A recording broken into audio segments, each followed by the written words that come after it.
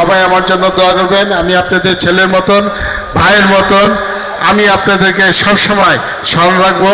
আপনারা হাতে আরেক দিন যদি সময় পাই আপনাদের সাথে বসে গল্প করব। আজকের জন্য আমাকে বিদায় দিবেন। আপনারা ভালো থাকেন। আপনাদের সুনাম আমাদের বাংলাদেশের সব জায়গায় ছড়িয়ে পড়ে যে পুরান ঢাকার কাচ্চি বিরিয়ানি। আজকে যাক, কাচ্চি বিরিয়ানি ইনশাল্লাহ খাবো।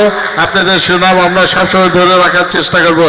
আমাদের দেশটি খালেদা জিয়া সে খেয়ে গেছে বেশি না, মাস 3 বা 4 মাস আগে। তখন উনি অনেক সুস্থ ছিলেন এবং জনাব তারেক রহমান যে আজকে প্রধানমন্ত্রী, উনিও